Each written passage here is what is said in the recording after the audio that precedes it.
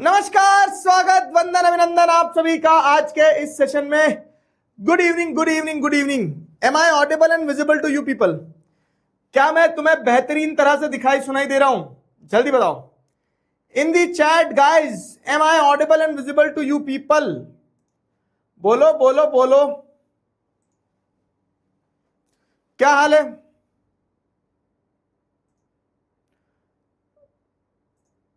Welcome welcome welcome. तो भाई साहब, रिसोर्सेज एंड डेवलपमेंट की बात करते करते लैंड रिसोर्स पे आ गए थे। कल काफी कुछ पढ़ चुके थे। आज हम उसी कहानी को, उसी घड़ी को आगे बढ़ाएंगे। एक चीज देखेगा, दिखा दूं? बोल मेरे दोस्त।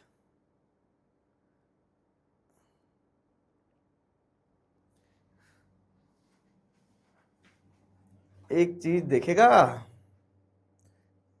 देखेगा, देखेगा नोट्स।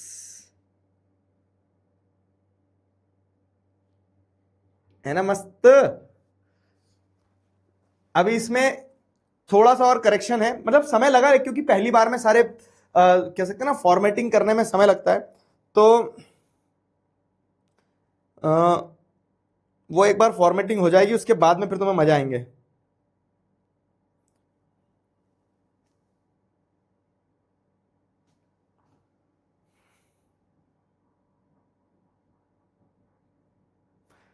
तो मजा आएगा।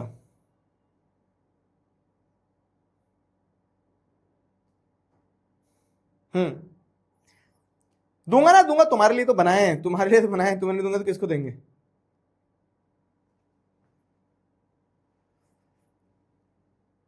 एक बार लेकिन बस पहले पूरा अच्छे से कंप्लीट हो जाने दो, फिर उसके बाद में दूंगा।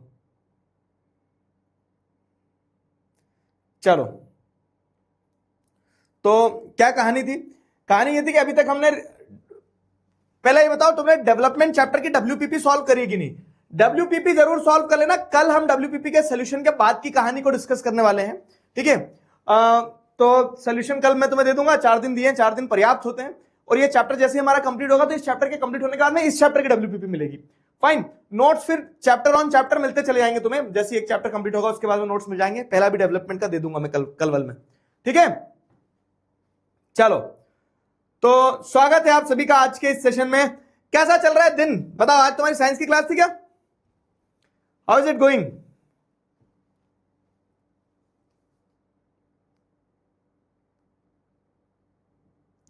बताओ।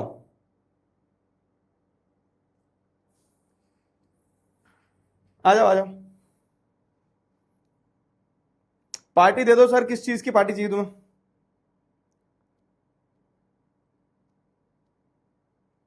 फा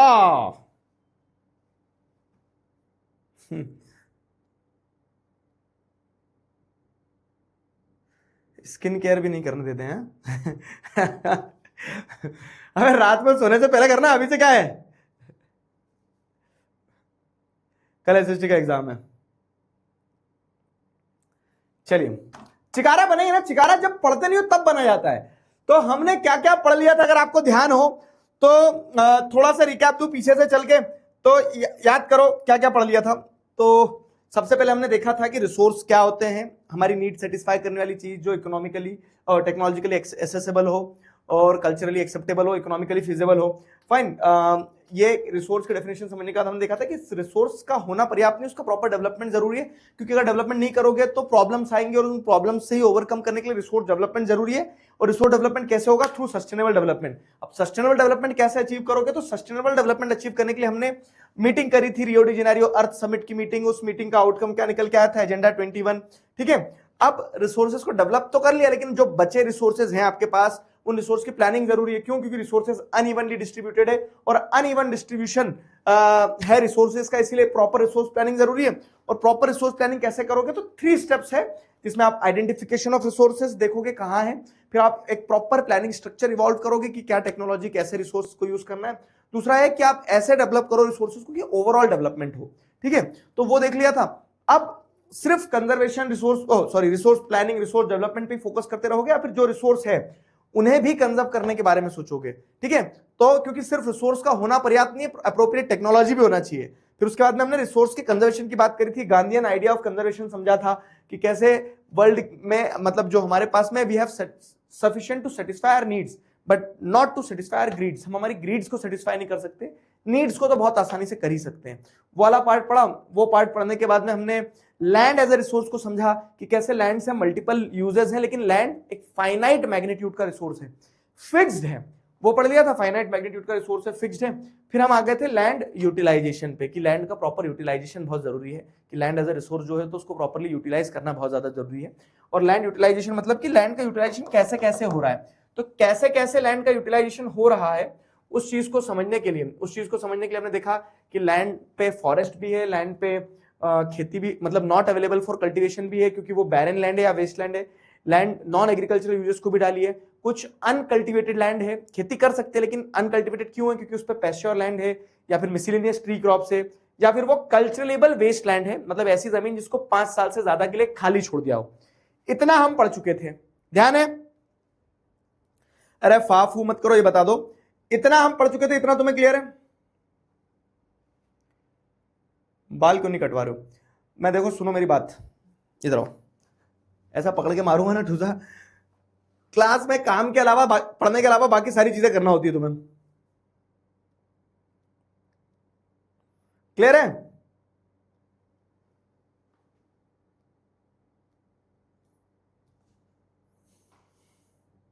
हिस्ट्री कब होगी? इसके बाद में हम चाहें तो हिस्ट्री उठा सकते हैं, if you people wish we can start with history now, ठीक है, आफ्टर दिस। तो ये चैप्टर कंप्लीट होगा हमारा, ये चैप्टर कंप्लीट होगा, हमने हिस्ट्री का चैप्टर उठा लेंगे। चलो हिस्ट्री का चैप्टर बड़ा चलेगा फिर तुम्हारा, हिस्ट्री के चैप्टर के बाद में फिर पावर शेयरिंग उठा लेंगे, ठीक है? तो ऐसा वो करेंगे। तुम्हें गर्मियों की छुट्टी भी तो देना है, लेकिन अभी गर्मियों की छुट्टी कब देंगे? जब गर्मी खत्म हो जाएगी जब गर्मी खत्म होगी उसके बाद देंगे गर्मी की छुट्टी, ठीक है? क्लियर?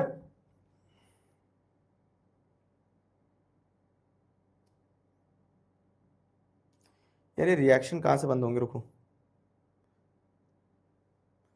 कुछ कुछ बच्चों में आ रहे हैं, कुछ में नहीं आ रहे हैं।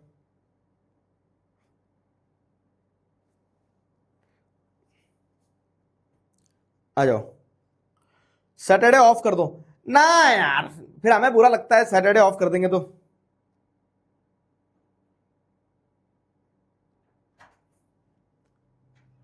ठीक है, बैकग्राउंड साउंड आ रहा है? नहीं तो कोई बैकग्राउंड साउंड नहीं आ रहा है, नॉइस कैंसिलेशन डाल के रखा हमने। तो हमने लैंड यूटिलाइजेशन में अभी तक ये देख लिया था कि लैंड यूटिलाइजेशन जो है तो वो कैसे कैसे होता है, या तो जंगल है, फॉरेस्ट है, या तो land not available for cultivation है कि वो खेती के लिए जमीन है ही नहीं, या फिर आपको अदर अनकल्टिवेटेड लैंड के फॉर्म में देखने को मिलती है कि ऐसी लैंड है जो कि अनकल्टिवेटेड है, ठीक है, जिसपे आप खेती नहीं कर सकते हो। फिर तीसरा क्या है? फेलो लैंड है। तो अब फेलो लैंड से अपने को समझना है फेलो लैंड क्या होती है। देखो बेसिकली आपने देखा कि देयर इज अ लैंड, ठीक है, विच इज अनकल्टिवेटेड। अनकल्टिवेटेड मतलब क्यों? क्योंकि उस पर खेती नहीं हो रही है। क्यों नहीं हो रही? खेती की जा सकती है पर नहीं हो रही है। क्यों नहीं हो रही है? क्योंकि या तो परमानेंट पेस्चर या ग्रेजिंग लैंड है, ठीक है, या तो वो मिसलेनियस ट्री क्रॉप्स के अंडर में है। मिसलेनियस ट्री क्रॉप्स के अंडर में है मतलब क्या कि ऐसे ही पेड़ वेड़ लगे हुए हैं वहां पे, ठीक है, ऐसे ही पेड़ वेड़ लगे हुए, मिसलेनियस ट्री क्रॉप्स लगे हुए हैं, ठीक है, जो कि नेट जोन एरिया में इंक्लूड नहीं होती। नेट जोन एरिया क्या है, फेलो लैंड क्या है, वो सब समझ में आएगा अभी। फिर क्या है? या तो वो कल्चरेबल वेस्टलैंड है। देखो ऐसे क्वेश्चन आ जाते हैं 1 मार्क्स में कि कल्चरेबल वेस्टलैंड क्या है बताओ।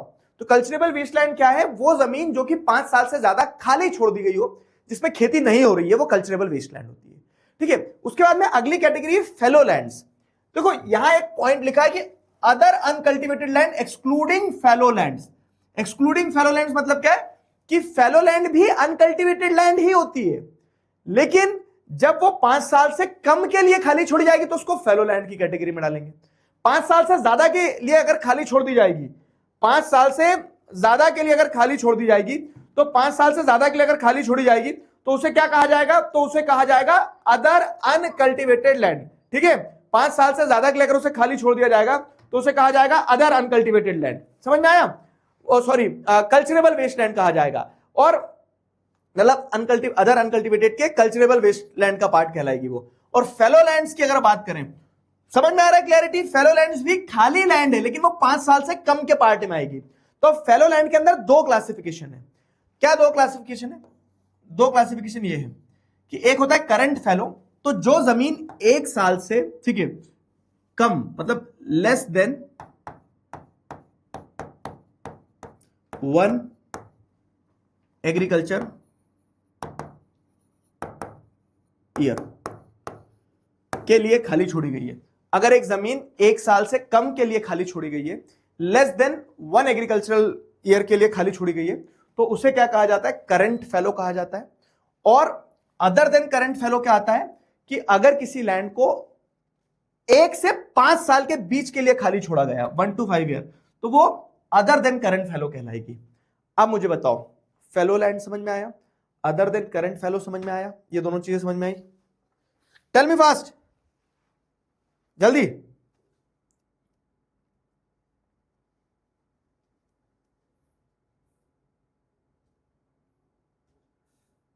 हैंग हो रहा है? क्या हैंग हो रहा है?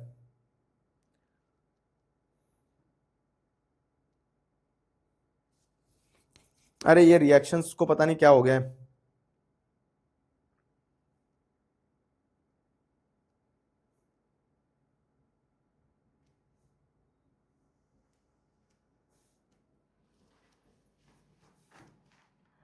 क्लियर हुआ यहां तक?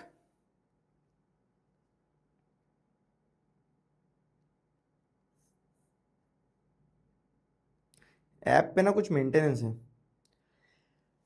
Fellow land is the land which is left uncultivated, लेकिन जब वो 5 साल से ज्यादा अनकल्टिवेटेड, मतलब अनकल्टिवेटेड लैंड में भी एक कैटेगरी है, अनकल्टिवेटेड लैंड में एक फेलो लैंड की कैटेगरी है।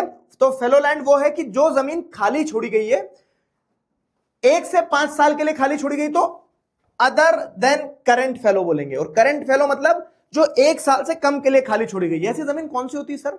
मैं एक एग्जांपल देता हूं। जैसे मैं एक किसान हूं, अब मेरे पास क्या है ना, अभी पैसा नहीं है खेती करने के लिए, गर्मी में मैं खेती नहीं कर सकता हूं, तो मैंने अपने खेत को 3-4 महीने के लिए खाली छोड़ दिया, ठीक है, काला खेत है, धूप पड़ रही है उस पर, तो वो क्या कहलाएगा? वो करंट फेलो कहलाएगा। क्यों? क्योंकि जब बारिश होगी तो बारिश में मैं खेती कर लूंगा, उस पर बारिश में तो करूंगा ना खेती, तो मैंने उसको खाली छोड़ा था, लेकिन 1 साल से कम के लिए खाली छोड़ा था। और अगर मैंने उस खेत को 1 साल से 5 साल के बीच में खाली छोड़ा, ठीक है, अगर मैंने उस खेत को 1 साल से 5 साल के बीच में खाली छोड़ा, तो वो क्या कहलाएगा? 1 साल से 5 साल के बीच में खाली छोड़ा, तो वो अदर देन करंट फेलो कहलाएगा, ठीक है। वो अदर देन करंट फेलो कहलाएगा कि आपने फेलो तो रखा, उसको खाली तो रखा, लेकिन वो 1 से 5 और 5 से ज्यादा खाली छोड़ दिया, तो वो कल्चरेबल वेस्टलैंड की कैटेगरी में आ जाएगा कि उसको आपने क्या कर दिया? खाली ही छोड़ दिया है, ऐसा, ठीक है। तो इट्स ऑल अबाउट कि लैंड का यूटिलाइजेशन कैसे हो रहा है। जंगल होते हैं, नॉन अवेलेबल फॉर कल्टीवेशन होता है, अनकल्टिवेटेड लैंड होता है, फेलो लैंड्स हो गया, है ना, वैसा सिस्टम बैठता है। फिर आ जाओ net sown area. Net sown area क्या होता है? तो अब आपने खाली जंगल अवेलेबल ही नहीं जो खेती के लिए, वो सब तो देख लिए। अब आ जाओ, अब आप आ गए हैं नेट सोन एरिया की कैटेगरी में। नेट सोन एरिया अच्छे से समझना, ठीक है, इसमें कंफ्यूजन होता है बच्चों को। नेट सोन एरिया क्या होता है? तो नेट सोन एरिया मतलब कि वो एरिया जिसपे खेती की गई हो। चलेगा नहीं? हाँ, नेट सोन मतलब जिसपे खेती की गई हो। तो जैसे मान लो क्या है ना कि ये पूरा 100% जमीन है, अपन ने कल भी बात करी थी, ये 100% जमीन है। अब इस 100% जमीन में से जैसे अगर आप देख रहे हो क्या कि जो भी जमीन थी, मान लो कि रोड वाली, जंगल वाली, ठीक है, जानवरों के ग्रेजिंग वाली, जानवरों की ग्रेजिंग के लिए जानवर भी तो बनाना पड़ेगा, इंसान थोड़ी ग्रेजिंग करेंगे वहां। ये जानवरों के ग्रेजिंग वाली, 2 पैर का जानवर कब से आता है भाई, पूछ, ठीक है, जानवरों की ग्रेजिंग वाली, या फिर मान लो बैरन लैंड है जिसपे कुछ खेती नहीं होती है, तो सब अपन ने कर दिया। Forest, not available for cultivation, uncultivated, ठीक है, फेलो लैंड, सारी जमीन छोड़ दी अपन ने, ठीक है, सारी जमीन छोड़ दी। अब सारी जमीन छोड़ने के बाद में ये जो इतना हिस्सा बच रहा है जमीन का, समझ लो, इस पे खेती हो सकती है, ठीक है, इस पे खेती हो सकती है। तो ये बाकी सारी जमीन को तो अपन ने छोड़ के हटा दिया एकदम। अब ये जो जमीन बच रही है, जस्ट इमेजिन कि ये 10 हेक्टर्स की लैंड है, 10 हेक्टर्स की लैंड है। अब इस 10 हेक्टर्स में आपको क्या देखने को मिलता है? 10 हेक्टर्स में आपको देखने को मिलता है कि 10 हेक्टर जो लैंड है, इसमें फेलो लैंड वगैरह सब हटा दी ना अपन ने। इस पूरे 10 हेक्टर की लैंड पे बारिश में खेती की गई, मतलब पूरी लैंड पे खेती की गई है। तो वो पार्ट लैंड का वो पार्ट, बाकी सब हटा दिया आपने, फेलो लैंड हटा दिया, कल्चरेबल वेस्ट लैंड हटा दिया, ठीक है, barren land, waste land, pasture land, forest सब हटा दिया, ठीक है। सब हटाने के बाद में जमीन का वो हिस्सा जिसपे once in an agriculture year कम से कम एक बार खेती की गई हो, तो वो an net sown area, NSA, national security act मत लगा देना, एनएसए नेट सोन एरिया कहलाता है, ठीक है। क्या है नेट सोन एरिया? तो net sown area the physical extent of land on which crops are sown harvested is known as the net sown area at least once in an agriculture year, ठीक है। कम से कम अगर एक बार भी उस पर खेती की गई है तो वो नेट सोन एरिया आएगा। तो अब मुझे आप नंबर्स में बताओ कि अगर ये पूरी दुनिया थी या फिर पूरा देश था, पूरे देश की बाकी लैंड हटा दी और 10 हेक्टर्स की जमीन थी जिसमें पूरे पे कम से कम एक बार खेती की है, बारिश में खेती की गई है, तो नेट सोन एरिया का नंबर कितना होगा? हेक्टर्स जो होते हैं ना, तो हेक्टर्स भी एक unit of measurement of land है। एकर्स होता है, हेक्टर्स होता है, गुंथिया होता है, बीघा होता है, ठीक है, किल्ला होता है, अलग अलग वो होते हैं अलग अलग जगह पे। बताओ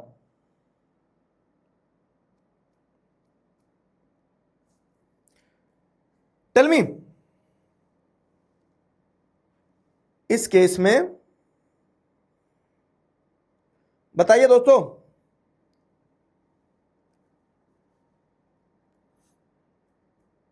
अबे लैग वैग कुछ नहीं हो रहा, जल्दी बता दो मुझे।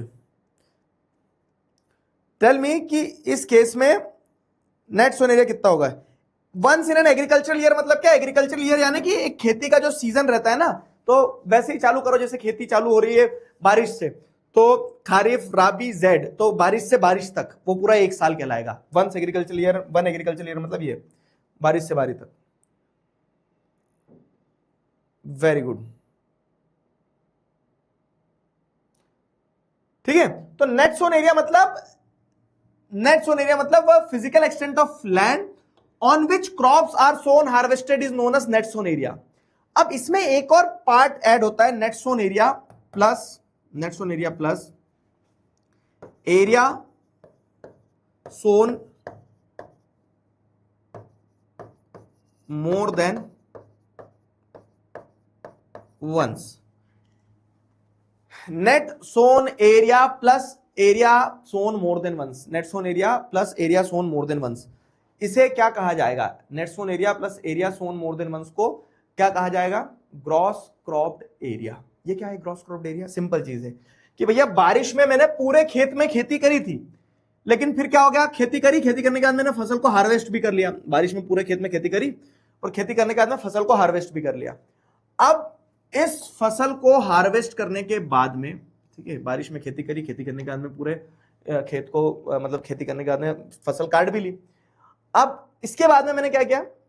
इसके जस्ट बाद में मेरे पास में एक कुआं था, तो कुएं में मैंने क्या कर लिया? पानी था, तो उस पानी से मैंने आधे खेत में, मतलब आधे खेत में क्या है 5 हेक्टर्स होगा, आधे खेत में एक बार और खेती कर ली, ठीक है। वाह यार, पूरे खेत में नहीं कर सकते थे क्योंकि उतना पानी नहीं था। मैंने 5 हेक्टर्स में एक बार और खेती कर ली, फसल लगाई मैंने, ठीक है। राबी के सीजन में मैंने इसमें चने लगाए और फिर मैंने चने के झाड़ पे चढ़ा दिए लोगों को। तो अब मुझे ये बताओ, समझना अच्छे से, हाँ, कि नेट सोन एरिया कितना था? अभी तुमने बताया था area sown at least once in an agriculture year. Net sown area था 10 हेक्टर, लेकिन मेरे पास पानी था, तो मैंने 5 हेक्टर जमीन में, आधी जमीन में एक बार फिर खेती कर ली। तो net sown area plus area sown more than once, ठीक है। नेट सोन एरिया तो 10 था ही, और आधे खेत में मैंने एक बार और खेती कर ली। तो अब आपको क्या देखने को मिला कि खेत नहीं बढ़ा है, खेत उतना ही है, 10 हेक्टर ही है, लेकिन जो टोटल ग्रॉस क्रॉप्ड एरिया है, तो ग्रॉस क्रॉप्ड एरिया का मतलब क्या है? Area sown more than once in an agriculture year plus net sown area. तो नेट सोन एरिया तो जिसपे पूरे पे खेती हुई वो था ही, लेकिन कुछ ऐसा भी क्षेत्र है जिसपे आपने दूसरी फसल भी उगा ली, मोर देन वंस आपने खेती कर ली। उनको अगर दोनों को मिला दोगे तो आपको मिलेगा gross cropped area, gross cropped area, gross cropped area. तो अब मुझे बताओ ग्रॉस क्रॉप्ड एरिया कितना हुआ इन दी चैट? इस एग्जांपल से ग्रॉस क्रॉप्ड एरिया कितना हुआ? अबे बता दे, इस एग्जांपल से ग्रॉस क्रॉप्ड एरिया कितना हुआ? 15 15 15 15 15। Very good, very good. फिर क्या होता है ना, सुनो, मैंने ये वाली फसल को भी हार्वेस्ट कर लिया, फसल मैंने चने निकाल लिए, फिर क्या है, मेरे कुएं के पास में जैसे कुआं था ना, तो कुएं के पास में मैंने सोचा गर्मियों में बहुत गर्मी पड़ती, तो मैंने एक छोटी सी झोपड़ी बना ली, और झोपड़ी के पास में मैंने क्या करा, तरबूज लगा दिए। Yummy yummy. कितने बच्चों ने तरबूज खा लिए भैया गर्मी के? तो मैंने तरबूज लगा लिए। 2 हेक्टर जमीन जो थी, 2 हेक्टर जमीन पे मैंने तरबूज और लगा लिए। ठीक है, तरबूज और लगा लिए। अब मुझे बताओ कि ग्रॉस क्रॉप एरिया कितना हो जाएगा साल भर का? एक साल में 3 फसल उगा सकता है आदमी, तो मैंने 3 फसलें उगाई। ठीक है, तो अब मुझे बताओ ग्रॉस क्रॉप एरिया कितना हो गया? टेल मी कि ग्रॉस क्रॉप एरिया कितना होगा? फटाफट से मुझे बताओ कि ग्रॉस क्रॉप एरिया कितना होगा? टोटल ग्रॉस क्रॉप एरिया कितना होगा? जल्दी बताओ, ग्रॉस क्रॉप एरिया क्या होगा? ग्रॉस क्रॉप एरिया बता दो अब, तीनों फसल लेने के बाद में। अभी भी गलत बता रहे हैं आधे बच्चे। Net sown area plus area sown more than once. More than once मतलब ट्वाइस भी हो सकता है। तो मैंने एक बार 5 हेक्टर पे खेती करी, ठीक है, एक बार 2 हेक्टर पे खेती करी, और नेट सोन एरिया तो था ही 10 हेक्टर, तो 10 5 2 17। ठीक है, तो 17 हेक्टर्स क्या हो गया मेरा? 17 हेक्टर्स का ग्रॉस क्रॉप एरिया हो गया। तो नेट सोन एरिया मतलब जो एरिया जिसपे कम से कम एक बार खेती की जाएगी वो नेट सोन एरिया कहलाएगा। मतलब कंट्री में ऐसा बहुत बड़ा एरिया है जिसपे साल में एक बार ही खेती होती है, तो जिस मतलब हर वो जमीन जिसपे खेती हो रही है वो नेट सोन एरिया का पार्ट हो गया। लेकिन अगर उसी जमीन पे दूसरी भी फसल उगाई, आधी जमीन पे दूसरी फसल उगाई, ठीक है, तीसरी फसल भी उगाई, तो उन सबको जब जोड़ते हो तो आपके साल भर में कितना ग्रॉस क्रॉप एरिया बना वो। ठीक है, तो ग्रॉस क्रॉप एरिया क्या होता है? Net sown area plus area sown more than once. Simple, सीधा, सटीक। समझ गए? बताओ, ग्रॉस क्रॉप एरिया और ये सारी चीजें क्लियर हुई? बता दे लाला प्यारे बच्चे, टेल मी।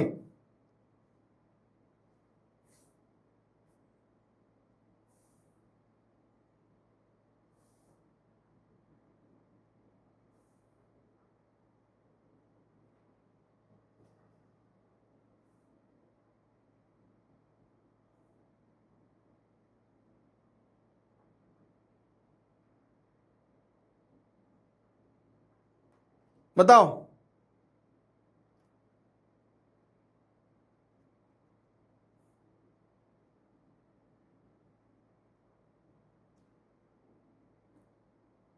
क्लियर है ना?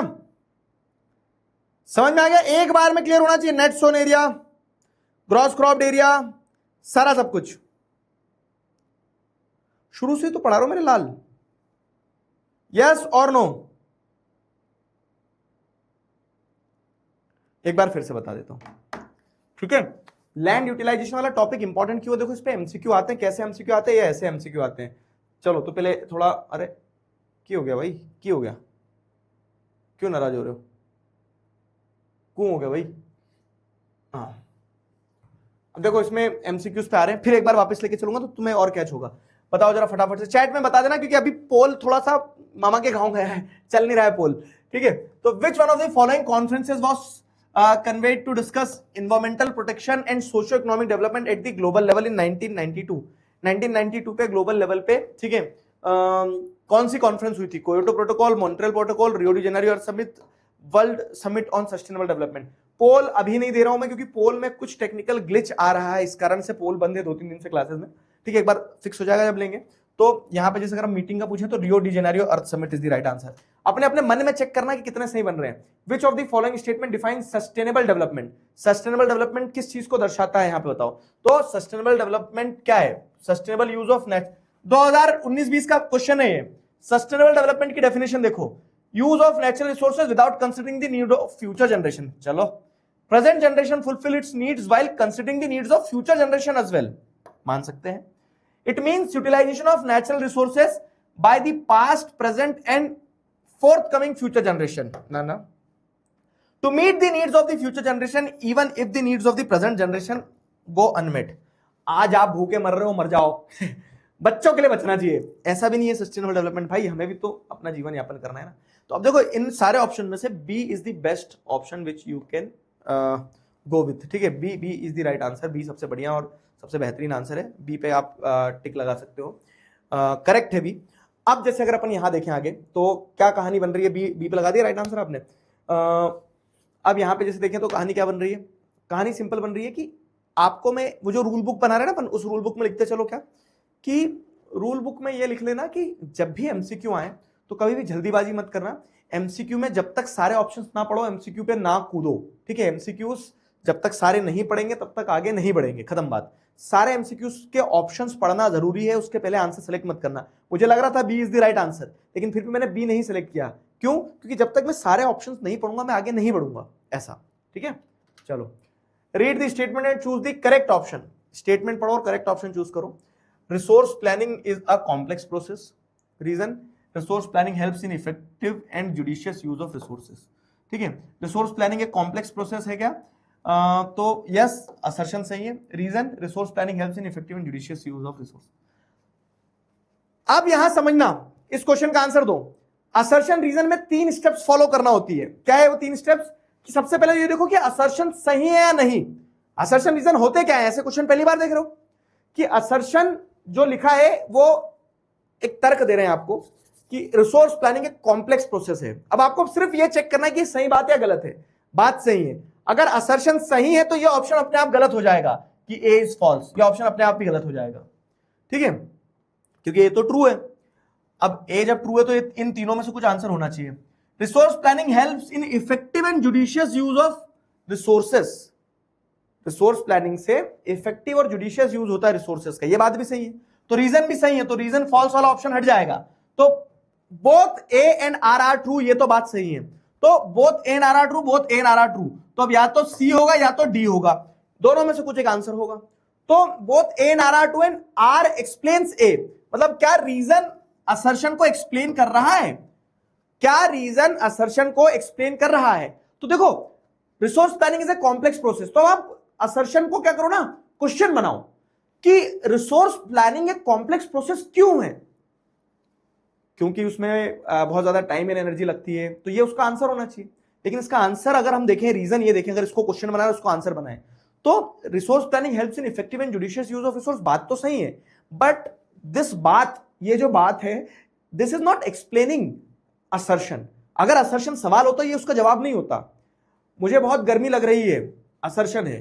क्यों? क्योंकि गर्मियों का मौसम चल रहा है। तब क्या होता ना कि मेरा बाद वाला स्टेटमेंट, मतलब मेरा reason is correctly explaining assertion.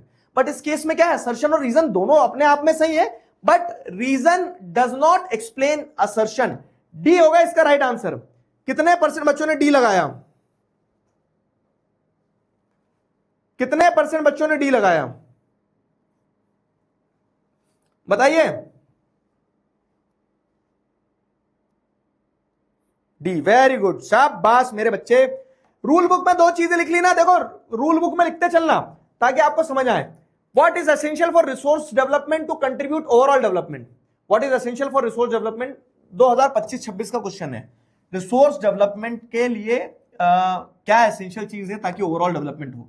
Availability of resource नहीं, प्रेजेंस ऑफ फॉरेन इन्वेडर्स नहीं, technological development and institutional change, only human resource can contribute to development नहीं।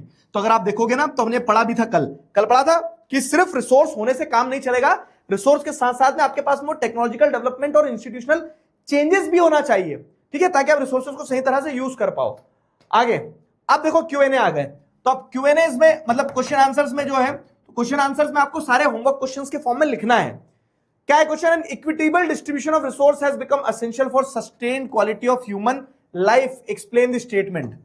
अब तैयार रहना एग्जाम में, हाफ ईयरली में, पीरियोडिक टेस्ट में, कि ऐसे ओपन एंडेड क्वेश्चंस आएंगे आपको। ओपन एंडेड क्वेश्चंस का मतलब क्या है कि ये ओपन एंडेड क्वेश्चन है कि equitable distribution of resources has become essential for sustained quality of human life, explain the statement. अब इसमें कुछ अलग से नहीं लिखना है आपको कि अलग से कहीं से लिख के आएंगे सर आंसर आएगा क्या, कैसा आएगा। स्टेटमेंट समझो, स्टेटमेंट बेस्ड क्वेश्चंस में ओपन एंडेड रहते, स्टेटमेंट समझना है कि इक्विटेबल डिस्ट्रीब्यूशन ऑफ रिसोर्स बहुत इंपॉर्टेंट है ताकि ह्यूमन लाइफ एक सस्टेन तरीके से चल पाए। तो यहां पे सस्टेनेबिलिटी ऑफ डेवलपमेंट की बात की जा रही है, और सस्टेनेबल डेवलपमेंट की बात की जा रही है, ठीक है, सस्टेनेबल डेवलपमेंट की बात की जा रही है, ठीक है। यहां पे ये वाला पॉइंट लिखना है कि रिसोर्सेज आर अनइवनली डिस्ट्रीब्यूटेड, ठीक है, समझा रहा हूं कैसे लिखना है answer. Resources are unevenly distributed, answer समझना बाबू, हाँ, रिसोर्सेज आर अनइवनली डिस्ट्रीब्यूटेड। जल्दीबाजी मत मचाना और थोड़ा दिमाग लगा के करना। तो आपको सबसे पहले एक इंट्रो देना होता है आंसर में, ठीक है, और वो इंट्रो क्या जाता है आपका, वो इंट्रो यही जाता है कि हम जैसे देखेंगे तो रिसोर्सेज जो हैं they are very essential for human survival, ठीक है, बिना रिसोर्सेज के क्या है, काम नहीं चलता है। तो therefore it is very important कि वी हैव क्या बोल सकते हैं ना कि क्या बोल सकते हैं, बेटर डिस्ट्रीब्यूशन ऑफ रिसोर्सेज होना चाहिए। बहुत जरूरी है कि रिसोर्सेज का डिस्ट्रीब्यूशन बेटर होना चाहिए। अब बेटर डिस्ट्रीब्यूशन ऑफ रिसोर्सेज के लिए आपको क्या करना होगा, आपको ये देखना होगा कि डेवलपमेंट उस तरीके से हो कि वो सस्टेन्ड हो, है ना, कि आज की आपकी नीड भी पूरी हो रही हो, इन्वायरमेंट को भी डैमेज ना हो रहा हो, फ्यूचर जनरेशन के लिए भी बने जाए। तो एक इंट्रो देने के बाद सस्टेनेबल डेवलपमेंट का कॉन्सेप्ट लिखोगे आप, फिर आप बताओगे कि रिसोर्सेज अनइवनली भी डिस्ट्रीब्यूटेड है, इसीलिए उनका इक्वल डिस्ट्रीब्यूशन बहुत ज्यादा जरूरी है। तो आपने जो चैप्टर में थ्रू आउट द चैप्टर पढ़ा है उसी को आपको समराइज करके लिखना है। And therefore resource planning is also very important. Therefore resource planning is also very important. इसीलिए रिसोर्स प्लानिंग भी अपने आप में बहुत महत्वपूर्ण होती है कि प्रॉपर रिसोर्स प्लानिंग होना चाहिए, ठीक है। तो कभी भी सुनो मेरी बात, आंसर आता है नहीं आता है उससे ज्यादा इंपॉर्टेंट चीज है कि आप क्वेश्चन समझो कि क्वेश्चन बोलना क्या चाह रहा है। फाइन, मैंने आपको एक आंसर का डमी बना के दिया है, ढांचा बना के दिया है, अब आपको एक आंसर लिखना है। फाइन, यही प्रैक्टिस करते रहना अपने को। Describe the importance of equitable distribution of resources in the society. अब इक्विटेबल डिस्ट्रीब्यूशन ऑफ रिसोर्सेज होगा, रिसोर्सेज प्रॉपर्ली बटेंगे तो उससे क्या फायदा मिलेगा। 2020 में भी ये क्वेश्चन आया है, सेम आंसर अगर आप लिख दोगे तो आपके नंबर नहीं कटेंगे। क्यों नहीं कटेंगे? क्योंकि सवाल बहरूपिया होता है, जो मैंने आपको लिखाया था कि ये भी वही चीज पूछना चाह रहा है, वो भी वही चीज पूछना चाह रहा है, समझे। तो same as previous, describe the need of resources for human survival. अब ये जो क्वेश्चन है ये क्या है, ये ओपन एंडेड क्वेश्चन। हर ये रंग बिरंगे क्वेश्चन डालने के पीछे का ऑब्जेक्टिव यही है कि मैं आपको बताऊं कि ओपन एंडेड क्वेश्चन क्या होता है, कि describe the need for resources for human survival, ठीक है। तो रिसोर्सेज क्या है, डेफिनेशन लिखी, ठीक है, रिसोर्सेज की डेफिनेशन लिखो पहले, फिर आप बताओ कि कैसे हम डिपेंडेंट हैं, ठीक है, how we are dependent on resources, हम किस तरह से रिसोर्सेज के ऊपर डिपेंडेंट हैं मल्टीपल फ्रंट्स में, है ना।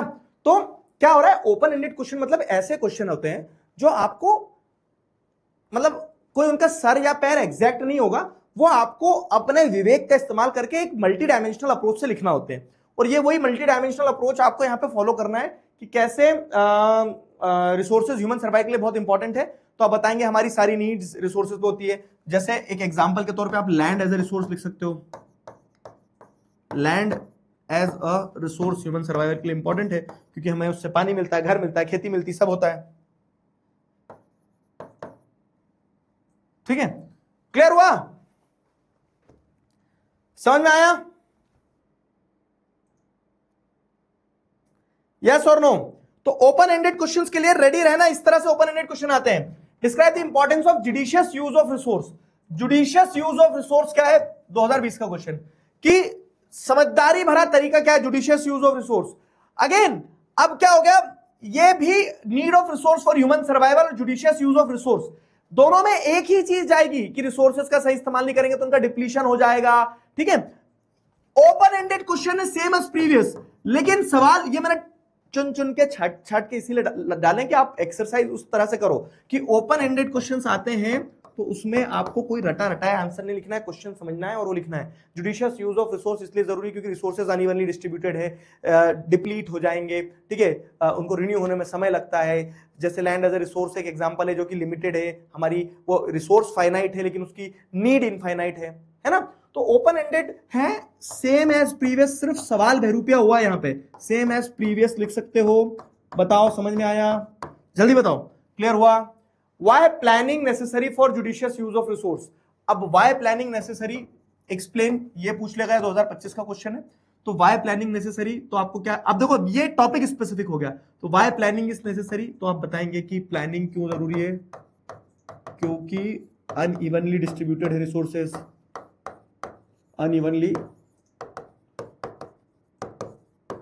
रिसोर्सेज अनइवनली डिस्ट्रीब्यूटेड है, इसीलिए प्लानिंग जरूरी है ना। रिसोर्सेज आर अनइवनली डिस्ट्रीब्यूटेड, तो जब रिसोर्सेज अनइवनली डिस्ट्रीब्यूटेड है इसलिए प्लानिंग की जरूरत पड़ती है आपको, कि रिसोर्स प्लानिंग इसलिए जरूरी है क्योंकि अनइवनली डिस्ट्रीब्यूटेड है। ठीक है, एग्जाम्पल दे दो,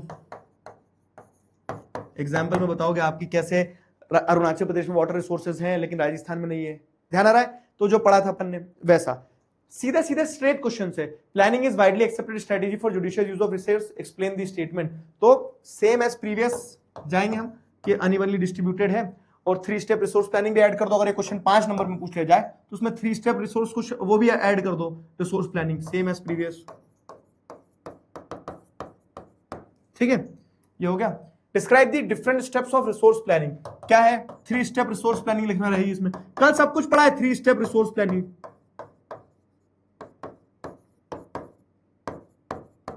क्या है 3 step resource planning? 3 step resource planning में आपको पता है सबसे पहला आइडेंटिफिकेशन, आइडेंटिफिकेशन ऑफ रिसोर्स, दूसरा क्या आइडेंटिफिकेशन ऑफ रिसोर्स के अंदर में evolving a planning structure,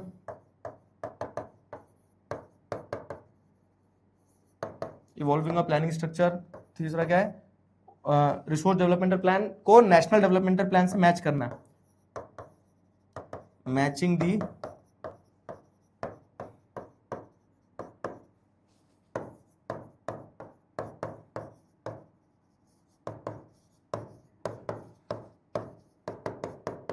with national mental plan. ठीक है, ये हो गया simple. Resource planning is a complex process, ये तो सेम हो गया, अपने आगे भी पढ़ा था, है ना।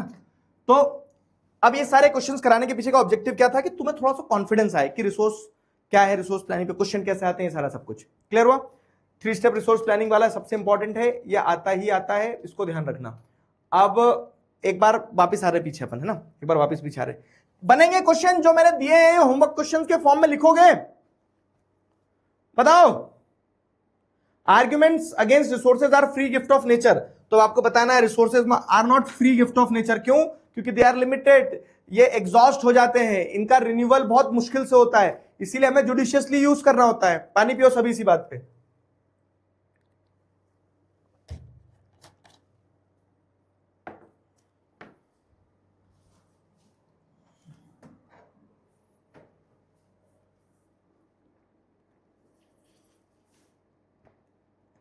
समझे?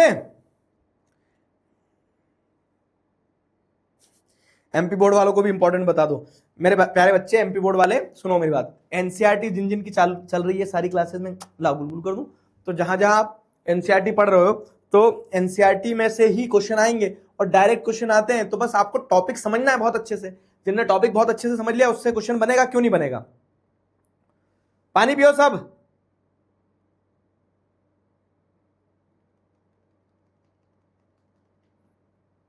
बताओ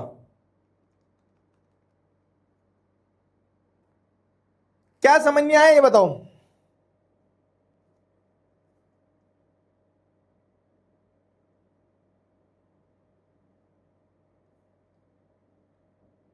पानी नहीं पीऊंगा सर, फ्यूचर जनरेशन के लिए बचाऊंगा। तो सस्टेनेबल डेवलपमेंट ये नहीं होता, अपन ने ऑप्शन में देखा था ना, एक ऑप्शन क्या बोल रहा था, आज हम मर जाएं फ्यूचर जनरेशन के लिए बचाएंगे, ऐसा नहीं, हमारी भी नीड पूरी होना चाहिए। मेरे लाल पानी पी ले, तोड़ दे अपना करवा चौथ का व्रत जो है, इसको तोड़ दे और पानी पी ले। पानी नहीं पीऊंगा, फ्यूचर जनरेशन के लिए बचाऊंगा। सीबीएसई वालों के तो देखो, सीबीएसई वाले के तो सिलेबस के हिसाब से हम पढ़ ही रहे हैं। जो बच्चे स्टेट बोर्ड में है ना, तो उन्हें बस ये थोड़ा सा डिफरेंस एक है कि उन्हें ये ध्यान रखना है कि ठीक है, थोड़ी सी ट्विस्टेड चीजें रहेगी उनके, मतलब स्टेट बोर्ड में तो सीधी सीधी आएगी, बस ये कि कुछ चैप्टर आएंगे कुछ नहीं आएंगे, वैसा रहता है। सीबीएसई का तो जो सिलेबस होगा अपन उसको तो फॉलो करेंगे, ठीक है, रिलीजियसली फॉलो करेंगे उसको, उसी तरह से फॉलो करते हुए कवर करते चलेंगे। ठीक है, आ जाओ। तो हमने एक बार फिर से बता रहा हूं, लैंड यूटिलाइजेशन कुछ बच्चे बोल रहे थे, एक बार और समझा दो। पूरी जमीन में से कुछ हिस्सा फॉरेस्ट में है, कुछ हिस्सा क्या है, land not available for cultivation है, मतलब उस पर खेती कर ही नहीं सकते क्योंकि रोड बना दी है, बैरन लैंड है, बिल्डिंग है, ये सब हो गया। तीसरा था uncultivated land. Other uncultivated land में आपको क्या देखने मिलेगा कि जिसमें पैस्च्योर लैंड है, land under miscellaneous tree crop है, या फिर कल्चरेबल वेस्ट लैंड है जो 5 साल से ज्यादा खाली छोड़ दी गई है, वो कल्चरेबल वेस्ट लैंड कहलाएगी। ठीक है। फेलो लैंड्स की अगर बात करें तो फेलो लैंड्स क्या होते हैं? फेलो लैंड्स मतलब कि वो लैंड, ठीक है, वो लैंड का पार्ट जो कि खाली छोड़ा है, तो अगर 1 साल से कम के लिए खाली छोड़ा है तो वो करंट फेलो है, और अगर 1 से 5 साल के बीच के लिए खाली छोड़ा तो अदर देन करंट फेलो है। फिर एक टॉपिक था नेट सोन एरिया का, कि नेट सोन एरिया बाकी जमीन पे जिसपे खेती हो रही है, जिसपे कम से कम एक बार साल में खेती हुई है, वो नेट सोन एरिया। ठीक है। और अगर मोर देन वंस खेती हुई है तो नेट सोन एरिया तो है ही जिसपे एक बार खेती हुई है, और कोई ऐसा भी जमीन का टुकड़ा जिसपे डबल खेती हो रही है, तो मोर देन वंस जिस एरिया को शो किया गया प्लस नेट सोन एरिया, दोनों मिला दोगे तो आपको मिल जाएगा ग्रॉस क्रॉप्ड एरिया। ठीक है, that is known as gross cropped area. ठीक है, वो ग्रॉस क्रॉप्ड एरिया कहलाता है। अब आ जाओ, अगला टॉपिक है land use pattern in India. ठीक है, अगला टॉपिक है land use pattern in India. Land use pattern in India, land use pattern क्या है? Land use pattern in India, तो देखो, the use of land is determined both by physical factors, ठीक है, both by physical factors such as topography, climate, soil type, as well as human factors such as population, density, technological capabilities and cultural and traditions। ठीक है, तो ये चीज को समझना। क्या land use pattern in India की अगर हम बात करें तो land use pattern in India क्या चीज है? Land use pattern in India क्या चीज है? Land use pattern in India की अगर हम बात करें तो जमीन का इस्तेमाल कैसे हो रहा है इंडिया में। हमने लैंड यूटिलाइजेशन समझ लिया, अच्छे से समझ ले मेरे लाल, ये जमीन है, इस जमीन पे तुम नाचो, घर बनाओ, बिल्डिंग बनाओ, ऑफिस बनाओ, कुछ भी करो, जमीन सीमित है। लेकिन ये तो अपन ने पढ़ लिया, land as a resource is of finite magnitude. ठीक है, मतलब फिक्स्ड है, उसको ऐसा नहीं कि मंत्र मारा जमीन बढ़ गई। तो अब उस सीमित जमीन पे क्या क्या करोगे? तो इंडिया में उस लैंड यूज पैटर्न, मतलब इंडिया का जो लैंड यूज पैटर्न है वो कैसा है बताओ? समझे टॉपिक? समझे? एक बच्चे का मैं मैसेज देख रहा हूं, शुरू से लिख रहा है, सर शुरू कर दीजिए। तुम्हारे मोबाइल में आगे नहीं बढ़ रहा क्या वीडियो? खत्म होने पे आगे क्लास और अभी तक लिख रहे हो शुरू कर दीजिए सर। सो गए हो क्या?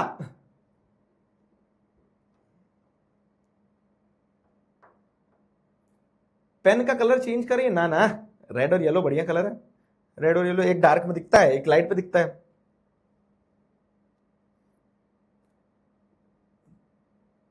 चलो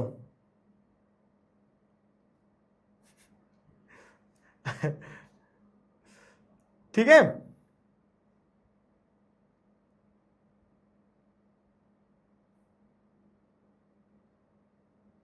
चलो अबे सही सही चल ले। मारूंगा नहीं तो भाभी से कब मिलवाओगे? तो the use of land is determined both by physical factors. जैसे फिजिकल फैक्टर्स क्या क्या है कि आप जमीन का क्या इस्तेमाल कर रहे हो, वो वहां के फिजिकल फैक्टर्स पे डिपेंडेंट रहेगा कि वहां की टोपोग्राफी कैसी है। पहाड़ है तो पहाड़ पे खेती करना कठिन है, प्लेन एरिया में खेती आसानी से हो सकती है। तो जमीन का कहाँ क्या इस्तेमाल हो रहा है वो वहां की, उस पे वहां की टोपोग्राफी पे डिपेंडेंट होगा, वहां के क्लाइमेट पे। क्लाइमेट बहुत अच्छा है तो खेती होगी, क्लाइमेट बहुत खराब है, हार्श है, रेगिस्तान है, तो वहां उस क्लाइमेट में क्या खेती कर लोगे। सॉइल का टाइप कैसा है, ह्यूमन फैक्टर्स के, वहां पॉपुलेशन ज्यादा है, वहाँ डेंसिटी ज्यादा है, वहाँ टेक्नोलॉजिकल कैपेबिलिटीज कितनी है। अगर जैसे हम देखेंगे कि यूपी बिहार में क्या खूब खेती हो रही है क्योंकि वहाँ फर्टाइल सॉइल भी है, पॉपुलेशन भी ज्यादा, सबको खाने के लिए, खाने को दे दो रे, तो अपनी अपनी खेती सब करते हैं। ठीक है, तो मल्टीपल फैक्टर्स होते हैं जो तय करते हैं कि किसी भी जगह पे जमीन का क्या इस्तेमाल होगा। ठीक है, और उन्हीं फैक्टर्स के आधार पर, जैसे देखें हम, तो उन्हीं फैक्टर्स के आधार पर लैंड यूज पैटर्न जो है वो तय होता है। उन्हीं फैक्टर्स के आधार पर लैंड यूज पैटर्न जो इंडिया में वो तय होता है। उन्हीं फैक्टर्स के आधार पर लैंड यूज पैटर्न जो है इंडिया में वो तय होता है। ठीक है, उन्हीं फैक्टर्स के आधार पर लैंड यूज पैटर्न जो है इंडिया में वो तय होता है। तो अब लैंड यूज पैटर्न के हिसाब से जैसे अगर आप देखोगे तो लैंड यूटिलाइजेशन इंडिया कह लो, आप जो भी कहना है कह लो, ये दो पाई चार्ट है। पाई चार्ट समझते हो ना कि ये दो पाई चार्ट है। अब ये दोनों पाई चार्ट अलग अलग टाइम पीरियड के हैं। कैसे अलग अलग टाइम पीरियड के हैं? तो ये बताया गया आपको कि land use categories of 1960 and 1961, ये दिया गया लैंड यूज कैटेगरी 1919 एंड 1920। ठीक है, तो देखो पहले क्या होता था ना, अब ये पूरा एनालाइज करने वाली चीज है, पढ़ने वाली कुछ नहीं है, एनालाइज करने वाली है। 100% जो एरिया था लैंड जिसका हमें डेटा मिला, उस 100% एरिया में से 45.26% लैंड जो थी उसमें क्या हो रहा था ना, that land was under the net sown area, मतलब इस पे खेती हो रही कम से कम एक बार। पहले 45% लैंड पे होती थी, अब 45.64 पे हो रही है, ठीक है। फिर क्या है, जंगलों में पहले 18% एरिया जंगल था, अब जंगल बढ़ गए जंगली हो गए क्या इंसान, जो जंगल बढ़ गए, अब जंगल कितने हो गए, 23.41% जंगल हो गए। वाह, क्यों? क्योंकि गवर्नमेंट ने प्लांटेशन ड्राइव्स वगैरह चलाई थी। तो पहले जंगल, या फिर ऐसा भी कह सकते हो कि पहले जंगल को अंडर द फॉरेस्ट उसको वो नहीं किया गया था, रिकॉर्ड नहीं किया गया था, अब ज्यादा लैंड को अंडर द फॉरेस्ट रिकॉर्ड कर लिया गया।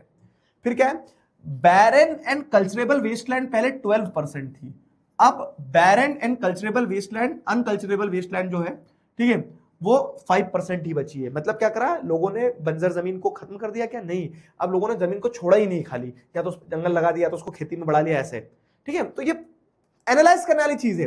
Permanent pasture and grazing land, पहले 4.7% लैंड परमानेंट पैस्चर या ग्रेजिंग लैंड थी, मतलब जानवर जहां पे ग्रेजिंग करते थे आऊं आऊं आऊं उस टाइप से। अब वो कितनी बची है? अब बची है 3.42%। मतलब कि परमानेंट पैस्चर या ग्रेजिंग लैंड पहले से अब क्या हो गई, घट गई है। क्यों? जानवर ही खत्म हो गए।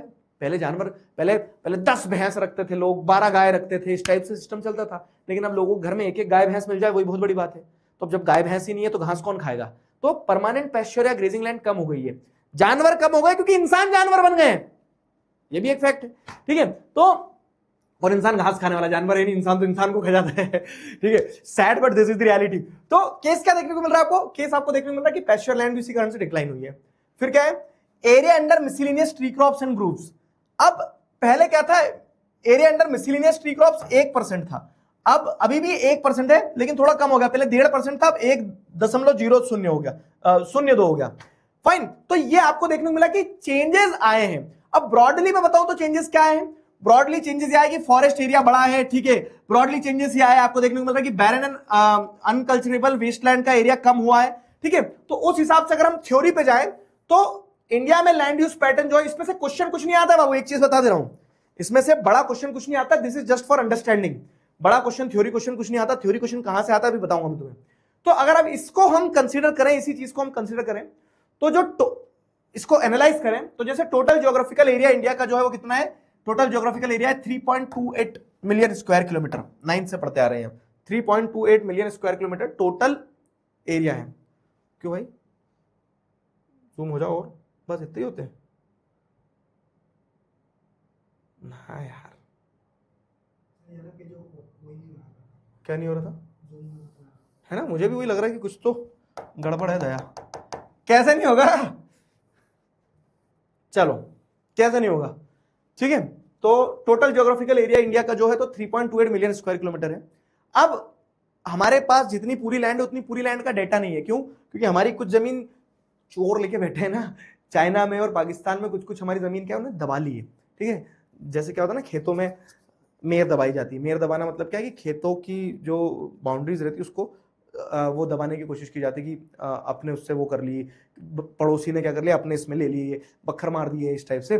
तो वैसे क्या है कि हमारा जो लैंड यूज डेटा है however is available only for 93% of the total geographical area, ठीक है। तो हमारी टोटल जमीन जो है 3.28 मिलियन स्क्वायर किलोमीटर है, लेकिन उस टोटल जमीन की हमारे पास में रिपोर्टिंग नहीं होती है, क्योंकि मात्र 93% of the total geographical area की रिपोर्टिंग होती है, क्योंकि बहुत सारा पार्ट नॉर्थ ईस्ट स्टेट का except Assam has not been done fully, ठीक है। मोर ओवर सब areas of Jammu and Kashmir are occupied by Pakistan and China have also not been surveyed. तो इस कारण से 7% लैंड का हमारे पास में एग्जैक्ट डेटा नहीं है कि वहां क्या हो रहा है, बम बना रहे हैं वहां लोग, ठीक है। लेकिन 93% का हमारे पास में एग्जैक्ट डेटा है कि वहां हो क्या रहा है, ठीक है। अब उस डेटा के हिसाब से जो हमने एनालाइज किया ना, ये टेबल, ये पाई चार्ट जो है, तो उस डेटा के हिसाब से हमने एनालाइज किया कि कहां क्या है, बैरन लैंड है, नेट सोन एरिया है, क्या है। तो उस डेटा के हिसाब से हम एनालिसिस क्या करते हैं कि land under permanent pasture has also decreased. Permanent pasture जो था, जहां पे जानवरों के लिए घास हुआ करती थी, वो लैंड कम हुई है क्योंकि जानवर ही खत्म हो गए। How are we able to feed our huge cattle population in this pasture land that we are and what are the consequences of it? देखो, दो तीन चीजें आपने 9th में अगर एक चैप्टर पढ़ा हुआ वाला नोमैडिक पैस्टोरलिज्म वाला है ना, तो आपने उसमें एक चीज पढ़ी थी, पढ़ा था क्या चैप्टर? मैंने तो पढ़ाया था क्योंकि बैच में मुझे ध्यान है। तो उसमें एक चीज हमने पढ़ी थी, if you people remember clearly, कि क्या हुआ था, आपको ध्यान हो तो जब ब्रिटिशर्स ने एनक्लोजर्स किए, जगह को कम कर दिया, तो उसके बाद में क्या है, जानवरों के लिए ग्रेजिंग ग्राउंड नहीं रह गए, तो जानवर बेचारे, भूखा क्या नहीं करता, ठीक है, तो भूखा जानवर था तो भूखे जानवर की मृत्यु होना शुरू हो गई, कैटल पॉपुलेशन डिक्लाइन होना शुरू हो गई है। तो यहाँ पे वही बताए कि जब land under permanent pasture decline हुआ तो क्वालिटी ऑफ फोरेज जो है, फोरेज मतलब घास होता है, तो क्वालिटी ऑफ फोरेज जो है वो डिक्लाइन हो गया। फाइन, साथ ही साथ आपको क्या देखने को मिल रहा है कि ये जो बहुत बड़ी कैटल पॉपुलेशन थी उसकी पॉपुलेशन जो है डिक्लाइन होना शुरू हो गई है, ठीक है, और ये सारी चीज आपको देखने को मिलेगी। Most of the other than the current fallow lands are either of poor quality और द कॉस्ट ऑफ कल्टीवेशन जो है, ठीक है, कॉस्ट ऑफ कल्टीवेशन भी जो है वो इंक्रीज हो गई। तो मतलब पुअर क्वालिटी की आपको वो मिल रही है, ग्रास मिल रही है, जानवर खत्म हो रहे हैं, या फिर वो जो जमीन है उस जमीन पर आप खेती करने जाओगे तो कॉस्ट ऑफ कल्टीवेशन बढ़ जाएगा। Hence these lands are cultivated once और ट्वाइस, ठीक है, in about 2 to 3 years, and if these are included in the net zone area, then the percentage of net zone area comes to about 54% of the total reporting area। समझना, ये area क्या था, ये area जो था, ये area मान लो कि पैस्चर लैंड वगैरह में था, लेकिन अब पैस्चर लैंड डिक्लाइन हो गई, उस पर खेती भी नहीं हो रही, उसको अनकल्टिवेटेड छोड़ दिया गया, fallow land other than current fallow छोड़ दिया गया, तो उस पर रेगुलर खेती भी नहीं हो रही है, ठीक है, लेकिन कभी कभार जब मान लो उस पर खेती होती भी है तो 2 साल में 3 साल में 1 या 2 बार अगर उस पर खेती होती है तो उस समय के लिए उसको नेट जोन एरिया में इंक्लूड भी किया जाता है। तो मान लो नॉर्मली नेट जोन एरिया इतना है, लेकिन अगर किसी साल में इस पार्ट पे भी खेती होगी तब नेट जोन एरिया बढ़ भी जाता है, ठीक है, क्योंकि एक बार भी खेती करी तो नेट जोन एरिया का पार्ट हो जाएगा। तो परमानेंट नेट जोन एरिया जैसे अगर आप देखोगे तो 45% है, ठीक है, परमानेंट नेट जोन एरिया 45% है, लेकिन कभी कभी जब ये जो अनकल्टिवेटेड लैंड को आप कल्टीवेशन कर लेते हो 2-3 साल में 1-2 बार, तो उससे क्या होता है ना कि उस समय के लिए नेट जोन एरिया जो है वो इंक्रीज हो जाता है, तो 54% तक पहुंच जाता है। फाइन, अब ये जो नेट जोन एरिया है ना जहां पे खेती हो रही है, ये भी वैरी करता है बहुत ज्यादा। जैसे पंजाब, तो अगर मान लो कि ये पंजाब का टोटल एरिया है, ये पंजाब का टोटल एरिया है, तो पंजाब के पूरे एरिया में से मेजोरिटी एरिया में मात्र इतना एरिया छोड़ दो तो बाकी पूरे एरिया में 80% एरिया में पंजाब में खेती हो रही है। तो यहां पे वही बताया गया है कि the pattern of net sown area varies greatly from one state to another. एक राज्य से दूसरे राज्य में नेट जोन एरिया का प्रपोर्शन वेरी करता है, जैसे it is over 80% of the total area in Punjab and Haryana. Punjab और हरियाणा में 80% लैंड पे खेती हो रही है, और जैसे अगर आप देखोगे अरुणाचल प्रदेश, मिजोरम, मणिपुर, अंडमान निकोबार आइलैंड, ऐसे जो पार्ट्स है, इन पार्ट्स के टोटल एरिया में से मात्र 10% पे ही खेती हो रही है। कहीं 10-20% ही छोड़ रहे हैं, बाकी सब पे खेती कर रहे हैं, और कहीं सिर्फ 10-20% पे ही खेती हो रही है। क्यों? क्योंकि बाकी पे जंगल है, जैसे मणिपुर, मिजोरम, अरुणाचल प्रदेश, यहाँ पे खेती कब हो रही, जंगल है, बर्फ में ढका हुआ। तो केस क्या है, केस आपको देखने को मिल रहा है कि जो नेट जोन एरिया है ये वेरी करता है, ठीक है, नेट जोन एरिया का परसेंटेज जो है, ठीक है, net sown area varies from country to country, ठीक है, वेरीज मतलब डिफरेंट होता है, from state to state, from state to state. Got it? बताओ, इज दैट क्लियर?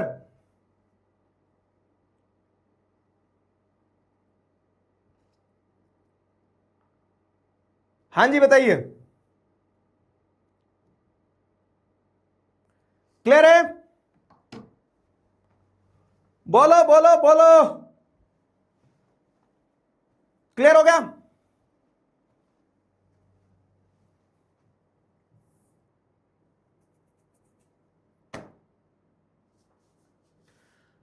यहां तक क्लियर हो गया?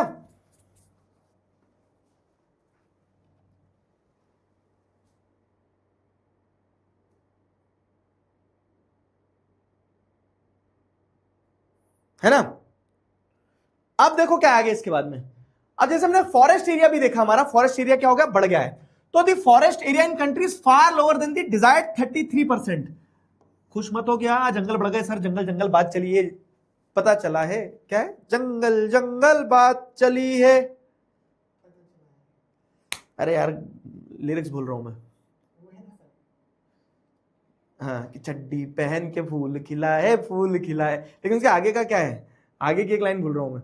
तो अब जैसे अगर आप सोच रहे होंगे कि forest area in country is far lower than the desired 33%, ठीक है, तो 33% हम चाहते हैं कि होना चाहिए, मतलब कि अगर ये पूरा टोटल एरिया, तो पूरे टोटल एरिया में से 1/3 एरिया जो इसमें फॉरेस्ट होना चाहिए। पेड़ लगा बिडू, पेड़ क्यों नहीं लगा रहे हो तुम, ठीक है। तो 33% एरिया जो है वो क्या होना चाहिए, फॉरेस्ट एरिया होना चाहिए, ठीक है। 33% एरिया जो है वो फॉरेस्ट एरिया होना चाहिए। तो forest area in the country is far lower than the desired 33% of geographical area, ठीक है, as it was outlined in the national forest policy, ठीक है। नेशनल फॉरेस्ट पॉलिसी जो थी 1952 की, तो इस नेशनल फॉरेस्ट पॉलिसी में बात की गई थी कि 33% जो है, ठीक है, वो होना चाहिए forest area. It was considered essential for maintenance of ecological balance, और 33% जब फॉरेस्ट एरिया होगा तो उससे इकोलॉजिकल बैलेंस जो है वो मेंटेन रहेगा। बट हमारी कंट्री में क्या है, हमारी कंट्री में जैसे जो फॉरेस्ट एरिया है तो वो कितना है, this is lower than the desired percentage. आप देखोगे तो कितना है, 23% है, 23% है, तो डिजायर्ड परसेंटेज से कम है, बट चाहिए कितना था, बट चाहिए था कि 33% होना चाहिए, ठीक है। तो the livelihood of millions of people who live on the livelihood of millions of people, the livelihood of millions of people who lives on the fringes of forest, ठीक है, जो लोग जंगलों के किनारों पे रहते हैं, उन सबका जीवन ही इस पे डिपेंडेंट होता है कि जंगल रहे। लेकिन जब हम जंगल काटते हैं तो उससे उनकी जीवनी प्रभावित होती ही होती है, ठीक है। A part of land is termed as waste land, ठीक है, जमीन का एक हिस्सा वेस्ट लैंड या फिर land put to non agricultural uses कहा जाता है, ठीक है। तो ये वेस्ट लैंड जो कि पर्टिकुलरली रॉकी रीजन में है, एरिड रीजन में है, डेजर्ट एरिया में है, जिसपे आप खेती नहीं कर सकते, उसको वेस्टलैंड बोलते हो, बंजर जमीन बोलते हैं, ठीक है। तो इस पे नॉन एग्रीकल्चरल यूजेस होते हैं, जैसे सेटलमेंट हो रहा है, रोड्स बनाए जा रहे हैं, रेलवेज बनाए जा रही है, इंडस्ट्रीज बनाई जा रही है, ठीक है। तो continuous use of land over long period of time without taking appropriate measures to conserve and manage it has resulted land degradation. तो इसीलिए जब आप क्या देख रहे हो, कोई भी जमीन खराब कैसे होती है, बंजर कैसे होती है, वेस्टलैंड कब बनती है, जब आप किसी भी जमीन को कंटिन्यूअसली यूज किए जा रहे हो विदाउट टेकिंग प्रॉपर मेजर्स, उसको कंजर्व नहीं कर रहे हो, उसको मैनेज नहीं कर रहे हो, तो वो लैंड क्या होगी, वो लैंड डिग्रेड होगी, तो उसी को लैंड डिग्रेडेशन कहा जाता है। This in turn has serious repercussions on society and environment. तो अब हमने क्या करा ना, लैंड यूटिलाइजेशन इन इंडिया की अगर हम बात करें तो लैंड यूटिलाइजेशन इन इंडिया के अलग अलग एस्पेक्ट्स को देखा कि इंडिया में रिवाइज करते हैं लैंड यूटिलाइजेशन इन इंडिया जो है। तो इस पेज से अगर आप देखना शुरू करोगे तो हमने क्या देखा कि इंडिया में आपको देखने को मिलता है कि परमानेंट पैश्योर वाली जो लैंड है वो डिक्लाइन हुई है, ठीक है।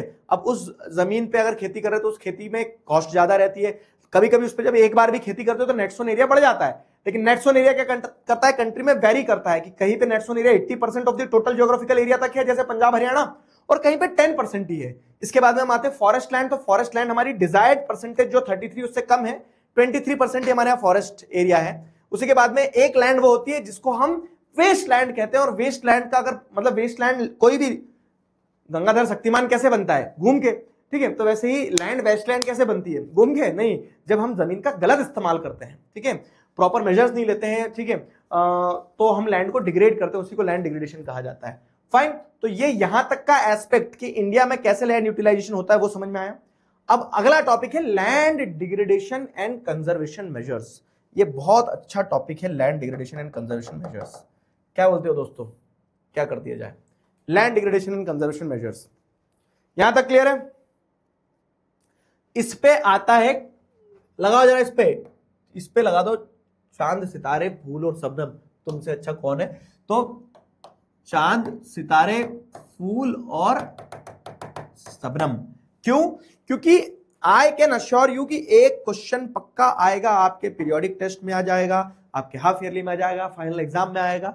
लैंड डिग्रेडेशन के कॉजेस क्या क्या है, ठीक है, मतलब यहां समस्या देखना है अपने को। लैंड डिग्रेडेशन के सबसे पहले तो मीनिंग क्या है, लैंड डिग्रेडेशन का मीनिंग क्या है। तो जैसे अगर आप देखेंगे कि हमने लैंड को क्या करके देख रहे हो आप, फ्यूचर जनरेशंस के साथ में शेयर करते आए हैं। जो जमीन, ये जमीन हमारे पूर्वजों ने भी इसी जमीन का इस्तेमाल किया था, हम भी इसी जमीन का इस्तेमाल कर रहे हैं, ठीक है। तो आपको क्या देखने को मिल रहा है कि पास्ट जनरेशन के टाइम पीरियड से लैंड का यूज होता चला आ रहा है, ठीक है। 95% ऑफ आवर बेसिक नीड्स जो है, फूड हो गया, शेल्टर हो गया, क्लोथिंग हो गया, सब कुछ हमें जमीन से मिलता है, लैंड से मिलता है। Human activities have not only brought about degradation of land but have also aggravated the pace of natural forces to cause damage to land, ठीक है। ह्यूमन एक्टिविटीज जैसे अगर आप देखोगे तो उन ह्यूमन एक्टिविटीज से जो हम रोड बना रहे हैं, जो हम खेती कर रहे हैं, जो हम इंडस्ट्रीज लगा रहे हैं, तो जमीन पे ही सब कुछ कर रहे हैं, तो उससे हमने जमीन का यूज तो बढ़ाया है, लेकिन साथ ही साथ जमीन को खराब करना भी शुरू किया है। तो सब ह्यूमन एक्टिविटीज जैसे क्या देख रहे हो आप, deforestation, overgrazing, mining and quarrying to have contributed significantly in land degradation. तो यहां आपको लैंड डिग्रेडेशन का मीनिंग समझना है। सबसे पहले तो मीनिंग क्या कहता है कि जब हम, ठीक है, जब हम, लैंड डिग्रेडेशन का मीनिंग क्या है, लैंड डिग्रेडेशन का डिक्लाइन इन दी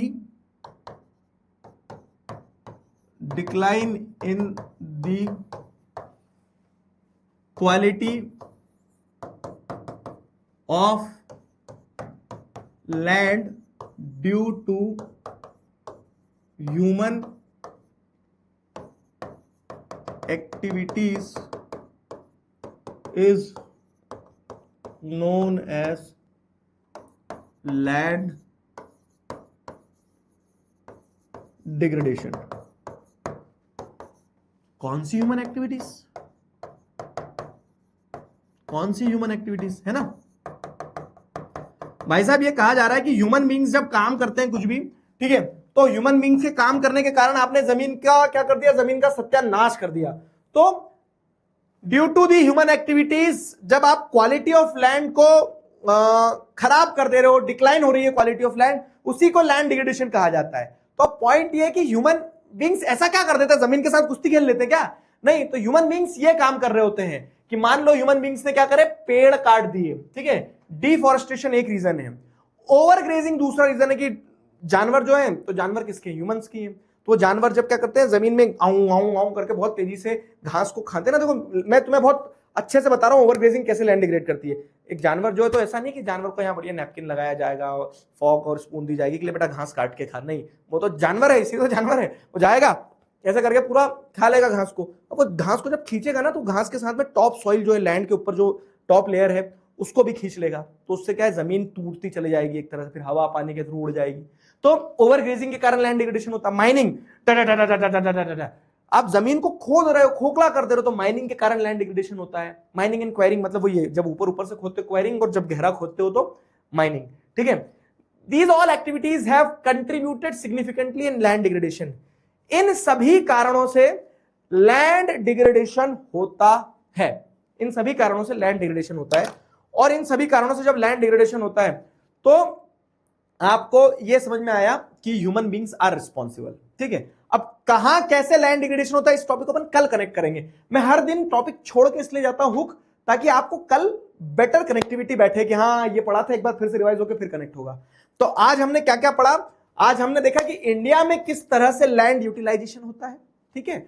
और साथ ही साथ अब जब वो लैंड यूटिलाइजेशन हो रहा है, तो हमें पता है कि सही नहीं हो रहा है, और सही नहीं होने के कारण जो ह्यूमन एक्टिविटीज के कारण क्वालिटी ऑफ लैंड डिक्लाइन होती है, उसी को लैंड डिग्रेडेशन कहा जाता है। लैंड डिग्रेडेशन के कॉजेस डिफॉरेस्टेशन, ओवरग्रीजिंग, माइनिंग, क्वायरिंग, ये सब है। तो किस क्षेत्र में किस कारण से लैंड डिग्रेड हो रही है, वो सब कल पढ़ेंगे। और उस पर क्वेश्चन भी आता है, इस तरह का क्वेश्चन, ठीक है, जैसे इस तरह का क्वेश्चन, ऐसे वाला नहीं, करंट फेलो वाला है, तो ये भी लैंड यूज, ये वाला, जैसे ओवरग्रेजिंग के कारण लैंड डिग्रेडेशन कहां हो रहा है, तो जहां जानवर होंगे वहां ओवरग्रेजिंग होगी, है ना। तो कल अपन ये जो सेट ऑफ क्वेश्चंस इनको करेंगे, ठीक है। आज इसको और मैं खींच नहीं रहा हूं, क्योंकि मुझे पता है तुम चैट में चिल्ला चोट मचा रहे हो, ठीक है। तो कल इसको अपन आगे से उठाएंगे यहां से। यहां तक आज का पार्ट क्लियर हुआ? आज क्लास क्यों नहीं लिया आपने? अबे 5 बजे मेरी क्लास नहीं होती है, 8 बजे होती है मेरी क्लास। देखो मंडे ट्यूसडे 5 बजे, वेडनेसडे थर्सडे 7 बजे, नहीं 8 बजे। और मेरा कभी दिन मन हो गया तो मैं फ्राइडे भी ले लूं, ठीक है। मुझे सबसे ज्यादा मजा आता पढ़ाने में। क्लियर है? टाइम अप कर दो, चलो। क्लियर? यहां तक क्लियर है? क्रिस्टल क्लियर है? बताओ। हाँ, इसके आगे कल बढ़ाएंगे। यहां तक क्लियर है?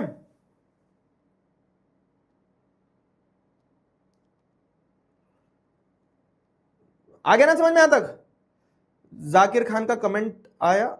हाँ, मैंने भी देखा था कल एक रील पे आया था। ठीक है जाकिर भाई, बढ़िया।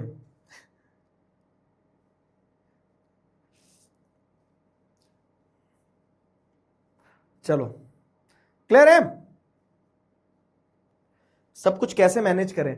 अभी तुम्हें मैनेज करना ही क्या है मेरे दोस्त, बड़े हो गए जब समझ में आएगा कि क्या क्या मैनेज करना पड़ता है। अभी तुम्हें सिर्फ पढ़ना है तो पढ़ो अच्छे से दिल लगा के। कोई डाउट? हिंदी मीडियम एग्रेवेटेड मतलब क्या, किसी चीज को आप क्या करते हो जब बढ़ा देते हो तो एग्रेवेशन होता है, वो एग्रेवेटेड होता है, ठीक है। PA1 is coming. इसके बाद में मिस्ट्री का चैप्टर उठा लेंगे मेरे पप्पू।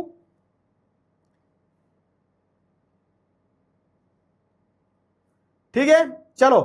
शुभम, शिवांशु, आन्या, राधिका, गिनिका। टोपोग्राफी मतलब किसी भी क्षेत्र की बाहरी बनावट कैसी है, जैसे हम देखते हैं पहाड़ों में टोपोग्राफी कैसी है, ठीक है, कि वहां पे रग्ड माउंटेन्स है, ऊंचे ऊंचे पीक्स हैं।